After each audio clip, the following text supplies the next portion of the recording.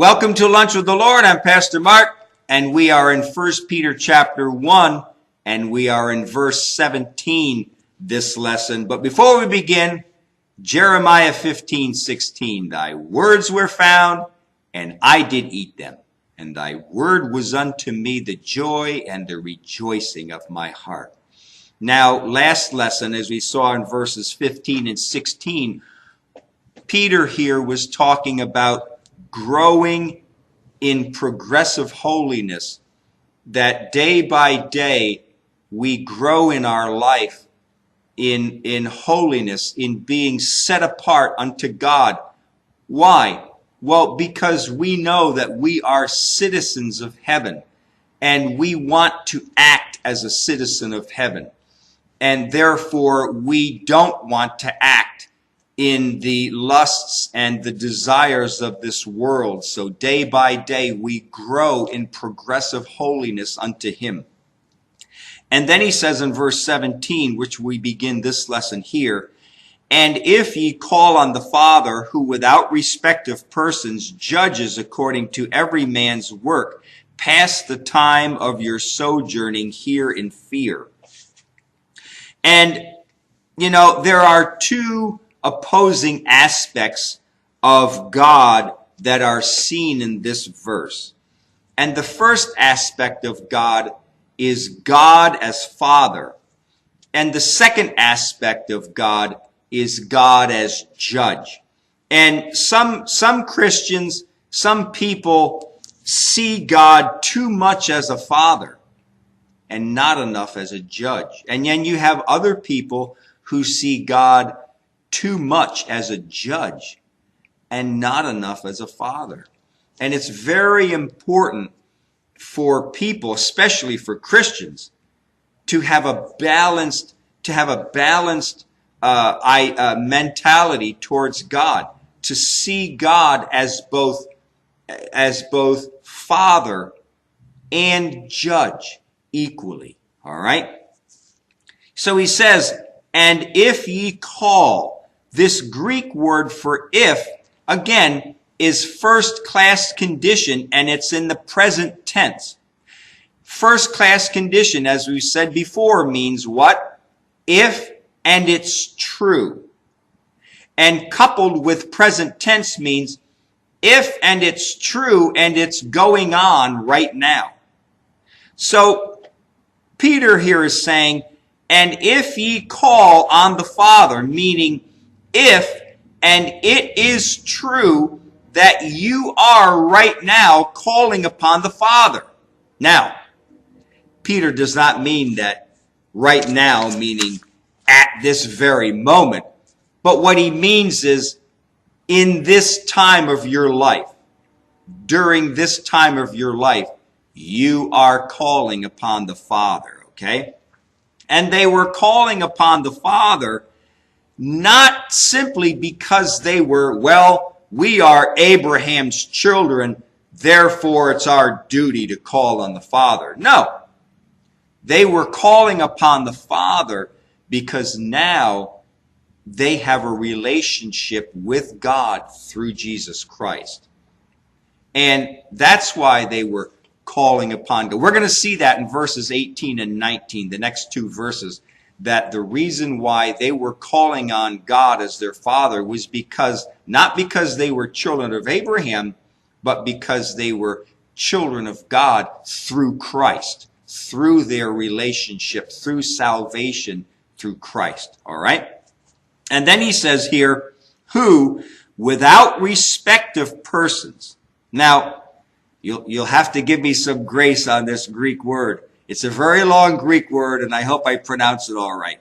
But it's aprosopolemtos. Aprosopolemtos. Now, this Greek word is broken down into prosopon, which means the face of a person, and then lambano, which means to lay hold of something or to grasp something. And then the prefix is a, which makes the whole word negative. All right? So you have a prosopon, lambano. And when you put it together, you have a prosolemptopos, all right? And it means not to lay hold of a person's face, not to be influenced by a person's face or outward appearance. Now, you cannot influence or manipulate God with your outward appearance. Remember, God sees the heart. God sees the heart. In 1 Samuel chapter 16 and in verse 7, it says, "But the Lord said unto Samuel, Look not on his countenance or on the height of his stature, because I have refused him. For the Lord sees not as man sees. For man looks on the outward appearance, but the Lord looks on the heart." And then in Acts chapter 10, verse 34, Acts 10:34 says, "Then Peter opened his mouth and said, Of a truth, I perceive that God is no respecter of persons." And then in Romans chapter 2, verse 11, "For there is no respect of persons with God." And then Colossians chapter 3, verse 25, "But he that does wrong shall receive for the wrong which he has done, and there is no respect of persons."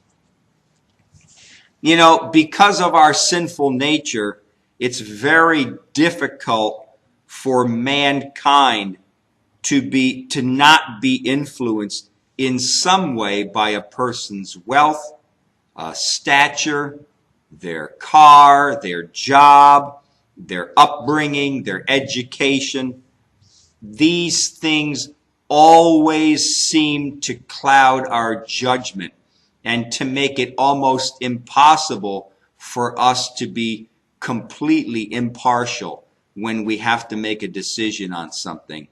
You know, but God in no way is influenced by a person's home, how much money they have, business, how poor they are, the car they drive, nothing.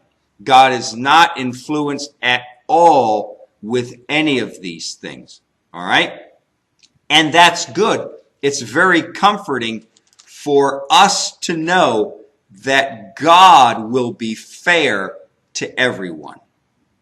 God's judgments are completely and totally fair, without any manipulation, without any outside influence weighing upon God's decision. God sees the heart, and that's comforting for us to know that he's going to be as fair to me as he will to also to a very rich person or a very poor person.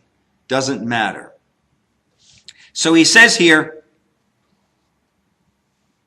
who without respect of persons. So here we have if, and it's true that at this time in their life, they were calling on God, their Father, through Jesus Christ.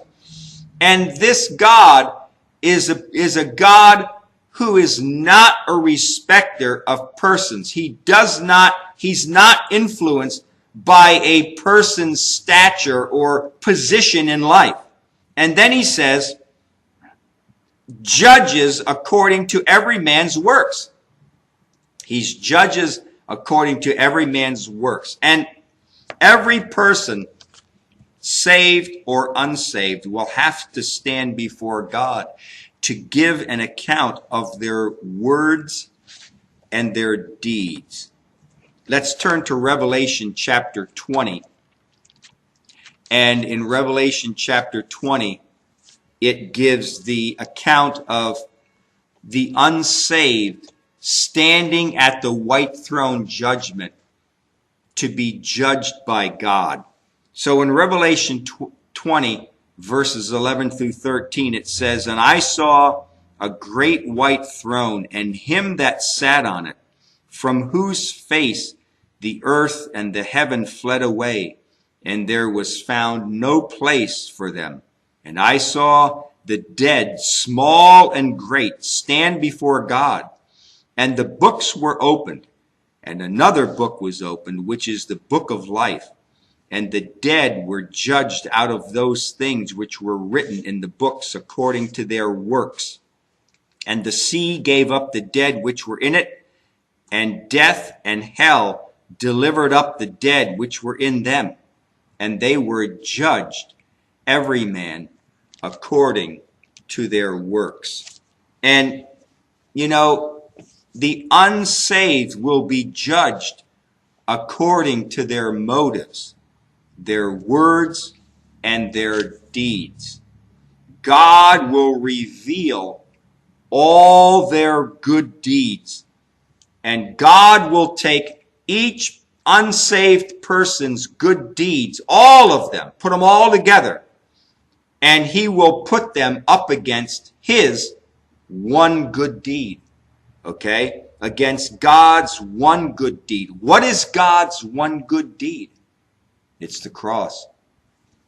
God will take all of their good deeds that they did on this earth, and he will weigh that up against God's one good deed, and that was the cross of Christ.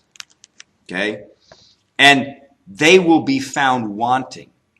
God will condemn them because no amount of human goodness could ever compare or outweigh God's expression of love and grace at the cross. No amount of good deeds could outweigh what God did at that cross. Okay? No amount of good deeds can pay what the blood of Christ paid for. They will not be judged. Remember, at the white throne judgment, this is not a judgment to see if they are saved. They will not be judged to see if any of their works could save them. That has already been determined, but it is to see to what degree of punishment they will receive in the lake of fire. And you may say, are there degrees of punishment in the lake of fire? I think there are. I think there are degrees of punishment in the lake of fire. And their good deeds will not be revealed to see if they earn salvation. That's already been determined. They will be to see what degree of punishment they receive in the lake of fire. And now in 1 Corinthians chapter 3, 1 Corinthians chapter 3, verses 11 through 15 gives the judgment of the saved. The judgment of the saved. And this judgment is not at the white throne judgment. This judgment takes place at the Bema Seat judgment. Now, in 1 Corinthians chapter 3, starting at verse 11, says, "For other foundation can no man lay than that which is laid, which is Jesus Christ. Now, if any man build upon the foundation gold, silver, precious stones, wood, hay, stubble, every man's work shall be made manifest. For the day shall declare it, because it shall be revealed by fire, and the fire shall try every man's work of what sort it is. If any man's work abide, which he has built thereon, he shall receive a reward. If any man's work shall be burned, he shall suffer loss, but he himself shall be saved, yet so as by fire." Every Christian's motives and deeds are compared to gold, silver, precious stone, wood, hay, and stubble. God will set it all on fire. God's going to take all of our works that we did here on earth, that we did unto him or that we didn't do unto him. He's going to take it all, put it all together. He's going to set it on fire to test and to try these works. The gold and the silver and the precious stones will endure and be met with a great reward. The wood and the hay and the stubble will be burned and will be met with great loss. Again, the testing at the Bema Seat judgment of the Christian's works are not to see if you earn salvation. Why? Because salvation has already been determined. It is to see the extent of the reward that you receive throughout all of eternity. As the unsaved, as their works are tested to see to the degree of punishment they will receive, so also every Christian's works will be set on fire, tested and tried to see what degree of reward that Christian will receive in heaven. Gold, silver, precious stones are works done in humility, by grace, always doing them that God would be glorified. In Colossians chapter 3.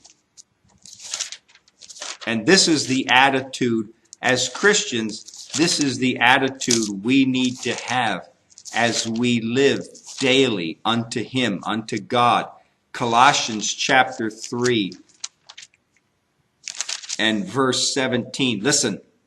And whatever you do, in word or deed, do it all in the name of the Lord Jesus, giving thanks unto God and the Father by him.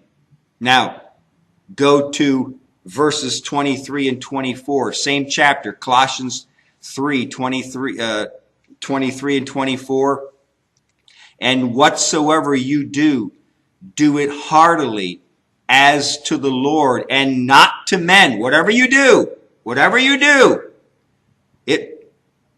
go to work, go shopping, for clothes, for food, whatever. If you have to go get your oil changed in the car, whatever you do, it doesn't say, oh, these are the only certain things we're supposed to do unto God. No. He says here, whatever. Whatever means everything. Doesn't mean some things. It means everything. Everything that you do, what? Do it heartily as to the Lord and not unto men. Do it unto God. Go get the oil changed unto God. Go shopping for clothes unto God. Go shopping for food unto God. Right? You do it unto God. Why? Verse 24, knowing what? That of the Lord, here it is. Here's the gold, silver. Here's the precious stones. Knowing that of the Lord you shall receive the reward of the inheritance, for you serve the Lord Christ. Again, this has nothing to do with earning salvation. It has everything to do with receiving a reward in heaven. If you do it unto God in humility, in grace, in patience, if you do it unto God by grace and mercy, you're building gold, silver, precious stones of your works.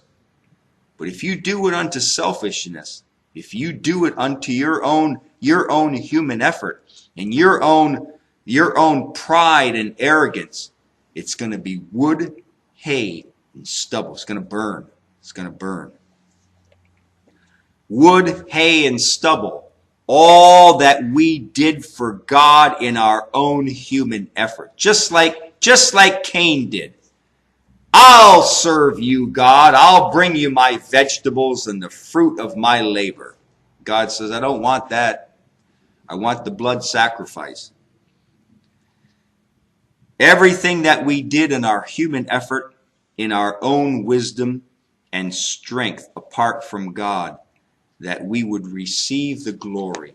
And this is what wood, hay, and stubble is. Wood, hay, and stubble is us wanting to receive the glory. Oh, did they see how much money I put in the church? Do you see all the flowers on the up there by the pulpit? I put them there. That's wood, hay, and stubble. Yep, wood, hay, and stubble. Oh, do you know how many years I taught Sunday school, right? For this church, I served this church well, and I'm sure God loved it. Wood, hay, and stubble. You did it for your glory. You did it for out of your own human wisdom, out of your own strength. You did it. You know what is going to happen? You know what's going to happen to those works, that whatever, however many years you taught Sunday school or sung in the choir or did this for God or you know what's going to happen? It's going to all burn. It's going to burn. It's going to be wood, hay, and stubble. There's going to be no gold, silver, precious stones. Nope. You're going to suffer loss. Yes, God is our loving Heavenly Father who we call upon, but He is also our judge, and He's the judge of all of our works and all of our words. Be careful, right? Be careful. God is our Father, yes, but God is also our judge. And God sees the heart, and He loves us, and He cares for us. All right, until next lesson, walk with the Lord. I know He walks with you.